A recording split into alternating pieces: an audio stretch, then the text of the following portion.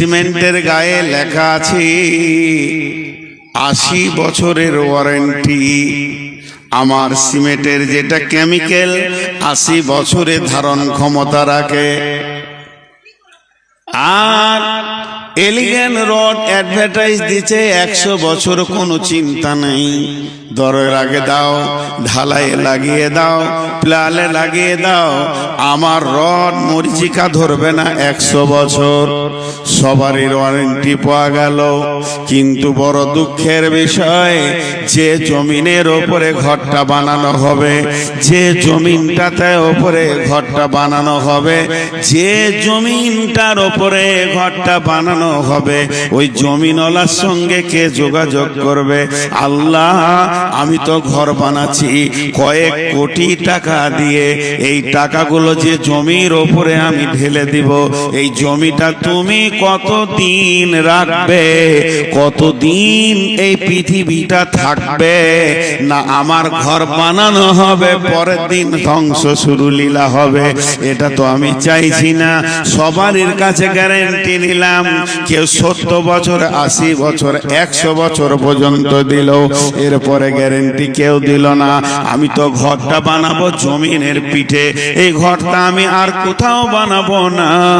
তাহলে জমিটা কতদিন ঠিক থাকবে, নষ্ট হবে না, এটা আমাকে বলে দিন। এটা আমাকে বলে দেন, কে দিবে? ওয়ারেন্টিটা কে দিবে? কোন মৌলবি দিবে না মুফতি দেবে? ওয়ারেন্টিটা কে দিবে? কোন মুহাদ্দিস দেবেন না মাদানি দেবেন? ওয়ারেন্টিটা কে লিখে আনবে মাবুদের কাছ থেকে? আমার হাতে ধরিয়ে দিবে, আপনার হাতে ধরিয়ে দেবে। বন্ধুরে, এটা কোনো প্রসেসিং নাই, এটা কোনো রাস্তা নাই। তবে আমার নবী বলে গেছেন, তিনি ইসলামের দায়িত্বভার নিয়ে, কোরআনের প্রচারের দায়িত্বভার নিয়ে পৃথিবীতে এসেছিলেন। এই উম্মতের যিনি দায়িত্ব নিয়ে এসেছিলেন, তিনি বলে দিয়েছেন, উম্মত রে, তুমি এই পৃথিবীতে কতদিন থাকবে? উম্মত রে, তুমি যে ঘর বানাবে তো কতদিন থাকবে? লা তাকুমুস সাআতু ফিল আরদি হাত্তা ইয়াকালা আল্লাল্লাহ। পৃথিবী ধ্বংস হবে না, কিয়ামত কায়েম হবে না, এখানে জালজালা হবে না, ভূমিকম্প হবে না, বাড়ি ঘর ভাঙবে না, রোড নষ্ট হবে না, হাওয়া বইবে, নদী বইবে, হাওয়া চলবে, মৌসুম চেঞ্জ হবে, জমিন ফসল দিবে, জমিনের কাজ জমিন করবে, রেল চলবে, প্লেন উড়বে, বাস রোডে দৌড়বে, সব নিজাম ঠিক থাকবে, সূর্য উঠবে ডুববে, চাঁদ উঠবে ডুববে, এতদিন সব ঠিক থাকবে। কতদিন? বিশ্বনবী বলছেন, যখন এই মাটিতে একটা আল্লাহওয়ালা থাকবে।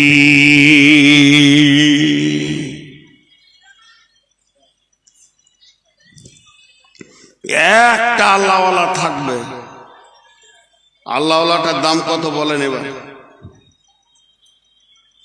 ওই আল্লাহওয়ালাটার দাম কত? একটা খালেস নিয়তে। আজকে মহিষপুর মাদ্রাসার এত খরচা কেন? মহিষপুর মাদ্রাসার কমিটিকে আমি প্রশ্ন করছি, শুধু মহিষপুর নয়, যত মাদ্রাসা কমিটি বসেছেন আমি প্রশ্ন করছি, আপনারা শুরু থেকে শেষ পর্যন্ত বছরে 20 লাখ, 50 লাখ, 30 লাখ, 70 লাখ, 80 লাখ খরচা করছেন কেন? খেপা কুকুরে কামড়িয়েছে, গাঁজা খেয়েছে, মাথা নষ্ট হয়ে গেছে, টাকাটা নষ্ট করছে। উদ্দেশ্য একটাই, আল্লাহওয়ালা তৈরি হোক, পৃথিবী শান্তি হবে। সকলের উদ্দেশ্য, মহিষপুর মাদ্রাসা কমিটির উদ্দেশ্য আর কোনো মাদ্রাসার কমিটির উদ্দেশ্য, সব মাদ্রাসার কমিটির একটা উদ্দেশ্য, আল্লাহওয়ালা বানাতে রাখ, আল্লাহওয়ালা বানাতে রাখ। আমি এখনো বায়ানে যাইনি, ভূমিকায় আছি। মেন বায়ানে যখন যাব আপনি উঠবেন না। বড় দুঃখের বিষয়, এই মহিষপুরে এবার নিয়ে 3-4 বার আসা হয়ে গেল, যতবার এসেছি লোক ভালো পেয়েছি, যতবার এসেছি কমিটির ব্যবহার ভালো পেয়েছি, আজও পেয়েছি। কিন্তু দুঃখের বিষয় শেষ পর্যন্ত আপনারা থাকতে পারবেন না। আর আমি আগামী বছরে বাঁচবো কিনা জানি না। এখন আমি কথা বলছি, আজকে ব্লাড টেস্ট করেছে কথা বলছি, 506 সুগার আমার। পানিটা এমনি খেয়েছি না, জিভ শুকিয়ে যাচ্ছে, তারপরেও কথা বলছি। আপনারা একটু শুনেলেন, আমিও চলে যাব। আল্লাহর নবীকে ঘন ঘন প্রশ্ন করা হতো, উল্টা পাল্টি প্রশ্ন করা হতো।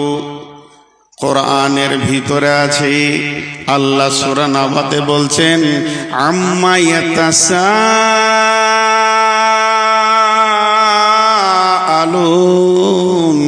আনিন নাবাইল আযীম আল্লাযী হুম ফীহি মুখতালিফুন।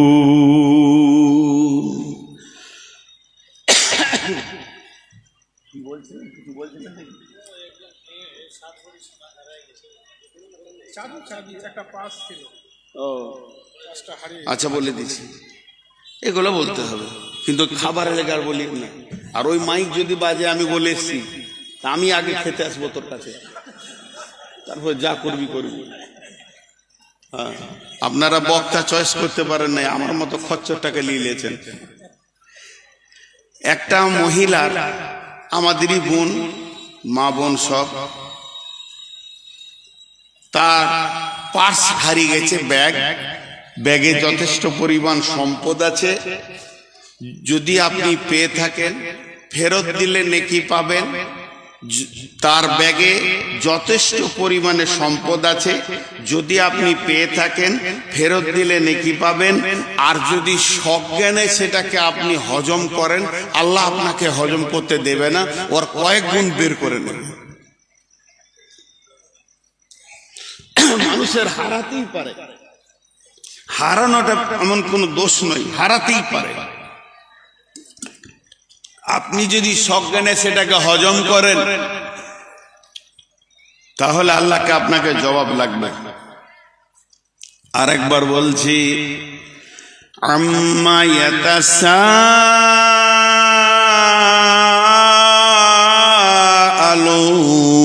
ইয়াতাসাআলুন। আল্লাহ এত জোর টান মারলে কেন? আল্লাহ তার নবীকে বলছে, নবী রে, হে আমার প্রাণ প্রিয় নবী, তোমাকে কি বিষয়ে ওরা প্রশ্ন করছে? কি বিষয়ে প্রশ্ন করছে গো? বলো। তোমাকে উল্টা পাল্টি করছে। আল্লাযী হুম ফীহি মুখতালিফুন। কোন বিষয়টা নিয়ে ইখতিলাফ করছে, কনফিউশন তৈরি করছে। এমন কিছু কথা আছে আপনার দিলে কনফিউশন করে দিতে পারবো, আমি পারবো। এখন আপনিও পারবেন আমাকে। আমি একটা দোকান বানিয়েছি, ওই দোকানে আপনি আসলেন, আমি বললাম ভিভোর 29 প্রো, এটা মালটা ভালো, এর মতো মাল নাই, ভারতবর্ষের মতো মাল নাই, এর থেকে দামি আর মোবাইল হয়নি, এটাই শেষ দামি, কোনো কোম্পানি বের করতে পারেনি। বলতে বলতে আপনাকে বললাম দাম হলো 40,000।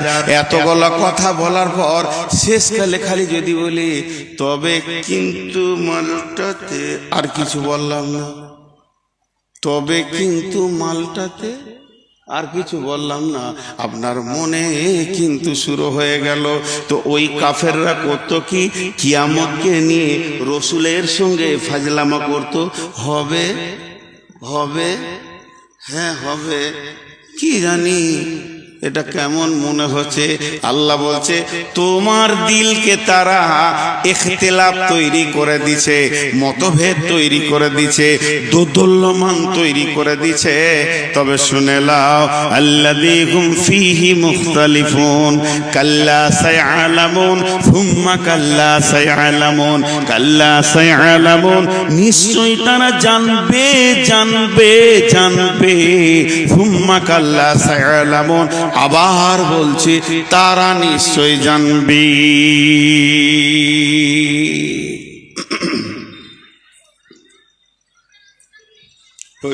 তুই খানে খানে চল চল সামনে থেকে যা।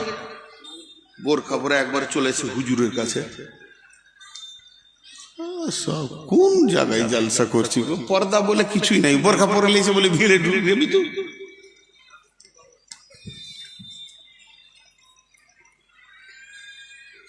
হ্যাঁ আমার আফসোস। সবাই একবার বলেন আলহামদুলিল্লাহ।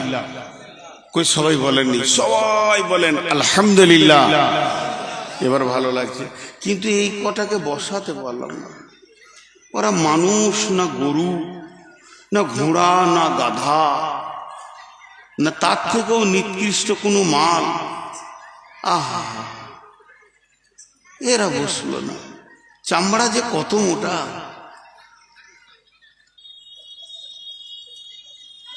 এখানে একটা মজার কথা বলছি শুনেন।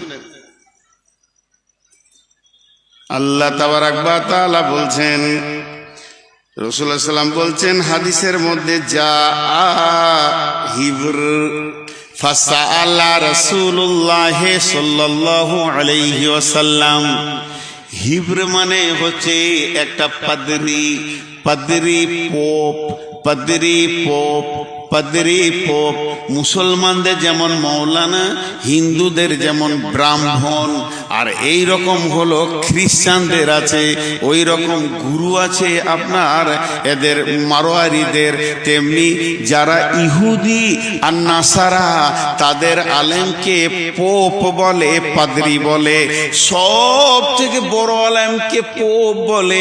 আমাদের যেমন বড় আলেমকে সম্মানের সঙ্গে ডাকে শেখ। শেখ শেখ মানে বড় আলেম, শেখ মানে বৃদ্ধ, বয়োবৃদ্ধ, জ্ঞানে বয়োবৃদ্ধ। ওরা বড় আলেমকে পাপায়ে আজাম বলে। পাপায়ে আজাম মানে ওই হলো সব থেকে বড় পণ্ডিত। একটা ইংল্যান্ড থেকে পাপায়ে আজাম 2015 কি 16 সালে আপনার কিনা কলকাতায় এসেছিলেন। এরা হলো পোপ। সেই পোপ এসে বিশ্বনবীকে বলছেন, ইয়া মুহাম্মদ সাল্লাল্লাহু আলাইহি ওয়াসাল্লাম। তবে ও তো সাল্লাল্লাহু আলাইহি সাল্লাম বলেনি, এটা আমি বললাম, আমার রাসূলকে ভালোবাসি। আপনারা একবার প্রাণ খুলে জোরে বলবেন।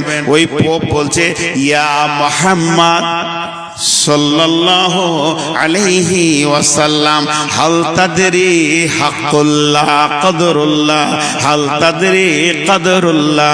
ও মুহাম্মদ, তুমি নিজেকে নবী বলে দাবি করছো, তবে কি তুমি আল্লাহর ক্ষমতাটা বলতে পারবি?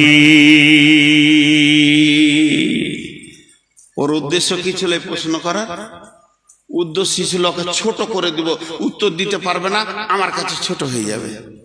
বিশ্বনবী শুরু করলেন, বিসমিল্লাহির রহমানির রহিম, ওমা কদরুল্লাহ হাক্কা কদরিহি ওয়াল আরদু জামিয়ান কবদাতুহু ইয়াওমাল কিয়ামাতি ওয়াস সামাওয়াতু মাদবিয়াতুন বিয়ামিনিহি সুবহানাহু ওয়া তাআলা আম্মা ইউশরিকুন। ওয়া নুফিকা ফিস সূরি ফাসাইকা মান ফিস সামাওয়াতি ওয়া মান ফিল আরদি ইল্লা মান শাআল্লাহু সুম্মা নুফিকা ফীহি উখরা ফাইযা হুম কিয়ামুন ينظرون وأشرقت الأرض بنور ربها وأوذي الكتاب وذي بالنبيين والشهداء وقضي بينهم بالحق وهم لا يظلمون ووفيت كل نفس ما عملت وهو أعلم بما يفعلون وسيق الذين كفروا إلى جهنم زمرا। বিশ্বনবী যখন আয়াতগুলো পড়তে শুরু করেছে, ওর চোখে তো খালি সর্ষের ফুল দেখছে, মাথা তাঁতা করে ঘুরছে। কি বলছে রে, কি বলছে রে, ভাষা কি রে? আল্লাহ রসুল বলতে লাগলেন, তোমরা কে আল্লাহর কুদরত জানো, আল্লাহর ক্ষমতা সম্পর্কে কি জানো?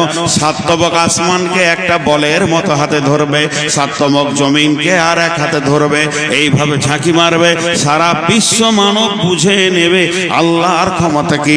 নবী এই আল্লাহ এমন, উনি এক একক, কাউকে সঙ্গে নেন না, ওনার কোনো শরীক নাই। ওই আল্লাহ কেমন?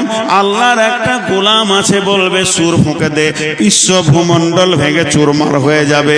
তারই ভিতরে যাকে ইচ্ছা তাকে বাঁচিয়ে রাখবে, তাকে মারবে না, সে ধ্বংস হবে না। দ্বিতীয় সুর যখন ফুরা হবে, সারা বিশ্বটা ধ্বংস হয়ে যাবে। তারপরে আবার আল্লাহ সবগুলোকে দাঁড় করাবেন। কেমন কুদরত! ধুলিসাৎ হয়ে গেল, নিশ্চিহ্ন হয়ে গেল, পিপুলিকার মতো একটা দেখা যাচ্ছে না, আবার সবগুলোকে কুদরতের হুকুমে এক জায়গায় দাঁড় করাবে। তাদের হিসাব নেবে, তাদের কাছ থেকে নেবে রসুলের মতো চেহারা, তাদের কাছ থেকে নেবে ভালো আমল, এরপরে তাদেরকে জান্নাতে জাহান্নামে দেবে, সার্টিফিকেট দেবে। আমার আল্লাহ এমন কুদরতি ক্ষমতা আছে, মানুষের দিলে এমন একটা রিয়াকশন দিয়ে দেবে, ওরা নিজেই বুঝে নেবে আমি কি করে এখানে এসে হাজির হলাম। তারপরে আল্লাহ ফেরেশতাদেরকে বলবে, কাফেরদেরকে হাঁকি নিয়ে গিয়ে জাহান্নামে ভরে দাও, আর জান্নাতীদেরকে আদর করে নিয়ে গিয়ে জান্নাতে ভরে দাও। একবারে বিরাট বড় সাবজেক্টে ছোট করে নবীজি বলে দিলেন। ওর চরক গাছ হয়ে গেল, মাথা তাঁতা করে ঘুরছে। ওরে আল্লাহ, মোহাম্মদ এত জানে।